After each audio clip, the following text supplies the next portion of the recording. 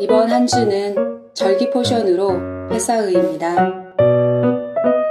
다섯째 날 출애굽기 14장 9절에서 14절, 민수기 28장 16절에서 25절 말씀입니다. 파라오는 말과 전차와 전차를 모으는 군인들과 자기 군대를 이끌고 이스라엘 백성을 뒤쫓았습니다.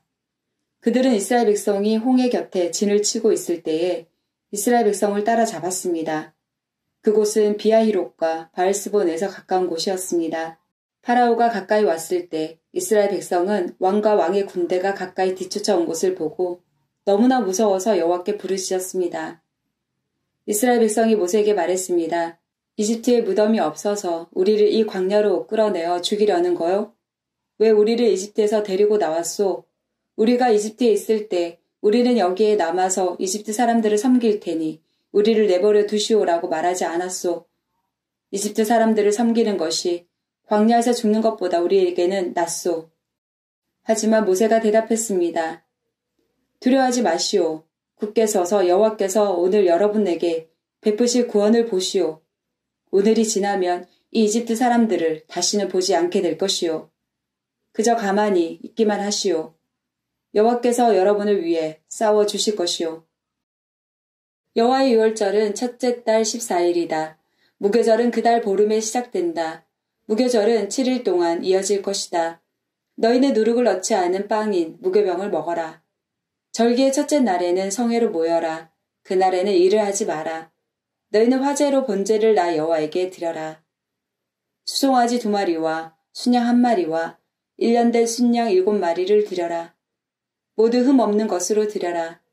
그리고 수소를 드릴 때마다 곡식 제사도 함께 드려라. 그때는 소 1마리마다 기름을 섞은 고운 가루 10분의 3 에바를 드려라. 순양을 드릴 때는 순양 1마리마다 곡식 제사로 기름을 섞은 고운 가루 10분의 2 에바를 함께 드려라. 어린 순양을 드릴 때는 어린 순양 1마리마다 기름을 섞은 고운 가루 10분의 1 에바를 함께 드려라. 그리고 너희 죄를 씻기 위해 순염소 1마리를 죄를 씻는 제사인 속죄제로 바쳐라. 이 제물은 너희가 날마다 아침에 바치는 태워드리는 제사인 번제 외에 따로 드리는 것이다. 7일 동안 날마다 화제, 곧 나 여호와에게 향기로운 음식을 바쳐라. 날마다 바치는 번제와 전제 말고도 그 제물을 따로 바쳐라. 7일째 되는 날에는 성회로 모여라. 그날에는 보통 때 하던 어떤 일도 하지 마라. 하프타라 사무엘하 22장 1절에서 51절 말씀입니다. 다윗이 여호와께 노래를 지어 불렀습니다. 다윗이 이 노래를 부른 때는 여호와께서 그를 사울과 다른 모든 원수들에게서 구해주셨을 때입니다. 다윗은 이렇게 노래했습니다. 여호와는 나의 바위, 나의 요새이시며 나의 구세주이시다. 나의 하나님은 나의 피할 바위이시며 나의 방패, 나의 구원의 뿌리시다. 주님은 나의 망대이시며 나의 피난처이시다. 주님께서 나를 해치려는 자에게서 구해주셨다. 찬송 받으실 여호와께 내가 부르짖으니 여호와께서 나를 원수에게서 구해주셨다.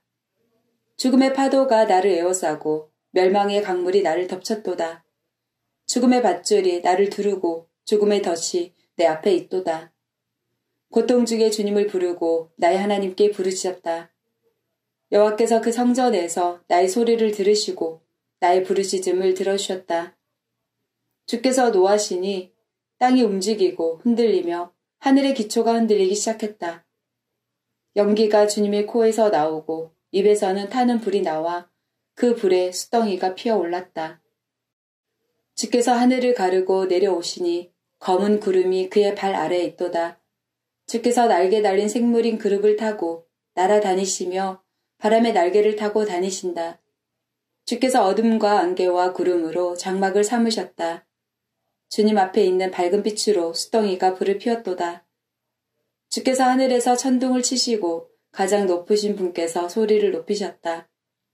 주께서 화살을 쏘아 원수들을 물리치시며 번개로 그들을 두려움에 떨게 하셨다. 주께서 강하게 말씀하시고 그 코에서 바람이 불어나오니 바다 밑이 나타나고 땅의 기초가 드러났도다.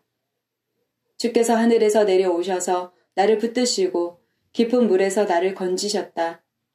내가 이길 수 없는 강한 원수들에게서 나를 구하시고 나를 미워하는 자에게서 나를 구하셨다. 그들은 내가 어려울 때 나를 공격했으나 주께서 나의 안식처가 되어주셨다. 주께서 나를 피난처로 이끄시며 나를 기쁘게 여기시어 나를 구해주셨다.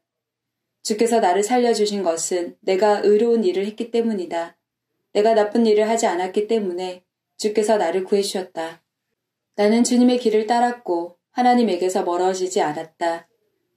주님의 모든 율법을 내가 지켰으며 주님의 가르침을 어기지 않았다. 주님 앞에서 흠없이 살았고 나쁜 일을 하지 않았다. 주께서 나를 구해주신 것은 나의 의로움 때문이다. 주님 보시기에 흠이 없었기 때문이다. 주께서는 진실한 사람에게 진실을 베푸시고 선한 사람에게 선을 베푸십니다. 깨끗한 사람에게 깨끗함을 보이시고 나쁜 사람에게는 그 약함을 되갚으십니다. 겸손한 사람을 구하시고 교만한 사람을 낮추십니다. 여호와여 주께서는 나의 등불이십니다. 여호와께서는 나의 어둠을 밝히셨습니다. 주님의 도우심으로 나는 원수를 칠 수 있고 하나님의 도우심으로 성벽을 뛰어넘을 수 있습니다. 하나님의 길은 완전하고 여호와의 약속은 틀림없습니다. 주께서는 주님을 믿는 사람의 방패가 되십니다. 누가 하나님이신가? 여호와밖에 없으시다. 누가 바위인가? 우리 하나님뿐이시다. 하나님은 나의 든든한 요새이시며 나의 길을 곱고 평탄하게 하신다. 하나님께서는 나의 발을 사슴의 발처럼 만드셔서 높은 곳에서도 든든하게 세워주셨다. 내 손을 훈련시켜 싸울 수 있게 하시고 노새 활도 당길 수 있게 하신다. 주께서는 나에게 구원의 방패를 주시고 나를 도우셔서 큰 사람으로 만드셨다. 나에게 좀 더 나은 길을 주셔서 내 발이 미끄러지지 않게 하셨다. 나는 원수를 뒤쫓아 물리쳤고 그들이 멸망할 때까지 물러나지 않았다. 나는 그들을 부수고 멸망시켜 다시는 일어서지 못하게 하였다. 그들은 내 발 아래 엎어졌도다. 주께서는 싸움터에서 나에게 힘을 주셨고 나의 원수들을 엎어지게 하셨다. 주께서는 원수들이 나의 앞에서 등을 돌려 달아나게 하시고 나를 미워하는 사람들을 물리쳐 이기게 해주셨다. 원수들은 도움을 구했으나 아무도 그들을 구하러 오지 않았다. 그들은 주님을 불렀지만 주께서는 대답하지 않으셨다. 나는 원수들을 흙먼지처럼 무너뜨렸고 길바닥의 진흙처럼 짓밟았다. 주께서는 나의 백성이 나를 공격할 때에 구해주셨고 다른 나라들의 지도자로 삼아주셨다. 그래서 내가 알지도 못하는 백성들이 나를 섬기고 이방 사람들이 나에게 복종한다. 나에 대한 이야기만 듣고도 나에게 복종한다. 그들은 모두 두려워하고 피난처에서 떨고 있다. 주님은 살아계신다. 나의 바위를 찬양하여라. 나를 구한 바위이신 하나님을 찬양하여라. 하나님께서는 내가 원수들을 이기게 해주셨고 백성들이 나에게 복종하도록 해주셨다. 원수에게서 나를 구해주시고 나를 미워하는 사람들에게서 나를 높이 드시고 폭력을 휘두르는 사람들에게서 나를 건져주셨다. 그러므로 여호와여 내가 여러 나라들 가운데서 주께 감사합니다. 주님의 이름을 찬양합니다. 주께서는 손수 세우신 왕에게 큰 승리를 주셨고 손수 기름 부으신 사람 다윗과 그의 자손들에게 한결같은 사랑을 베푸셨습니다. 브릿하다샤 요한복음 19장 31절에서 20장 1절 말씀입니다. 이 날은 예비일이었고 다음 날은 안식일이었습니다. 유대인들은 안식일에 시신을 십자가에 그대로 두고 싶지 않았습니다. 그래서 빌라도에게 시신의 다리를 부러뜨리고 그 시신을 십자가에서 내려달라고 부탁했습니다. 군인들이 가서 예수님과 함께 못 박힌 첫 번째 사람의 다리와 또 다른 사람의 다리를 부러뜨렸습니다. 그러나 군인들이 예수님께 갔을 때에 그들은 예수님께서 이미 돌아가신 것을 알고는 그분의 다리를 부러뜨리지 않고 창으로 예수님의 옆구리를 찔렀습니다. 바로 피와 물이 쏟아져 나왔습니다. 이것을 본 사람이 증언한 것이니 그의 증언은 참됩니다. 그는 자기가 진리를 말하고 있다는 것을 알았습니다.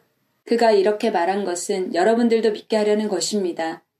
이런 일이 일어난 것은 그의 뼈가 하나도 부러지지 않을 것이다 라고 쓰여진 성경 말씀을 이루기 위해서입니다. 또 다른 성경에는 그들은 자기들이 찌른 사람을 볼 것이다 라는 말씀이 있습니다. 이 일이 일어난 후 아리마대 사람 요셉이 빌라도에게 예수님의 시신을 가져가겠다고 요청하였습니다. 요셉은 예수님의 제자였지만 유대인들이 두려워 그 사실을 감춰왔습니다. 빌라도가 허락하자 요셉이 와서 예수님의 시신을 가져갔습니다. 니고데모도 요셉과 함께 왔습니다. 니고데모는 일찍이 밤에 예수님을 찾아왔던 사람이었습니다. 그는 모략과 알로에를 섞어 만든 향료를 약 33kg 정도 가져왔습니다.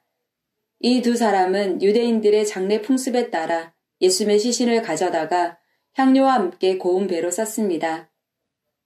예수님께서 십자가에 못 박히신 곳에는 동산이 있었습니다. 그 동산에는 아직까지 한 사람도 그 안에 안 찬 적이 없는 새 무덤이 있었습니다. 무덤도 가까이 있고 유대인들의 예비일이기도 해서 요셉과 니고데모는 예수님의 시신을 그 무덤에 넣어 두었습니다. 안식일 다음 날 이른 아침에 막달라 마리아가 무덤으로 갔습니다. 날은 아직 어두웠습니다. 마리아는 무덤 입구를 막았던 커다란 돌이 무덤에서 옮겨진 것을 보았습니다.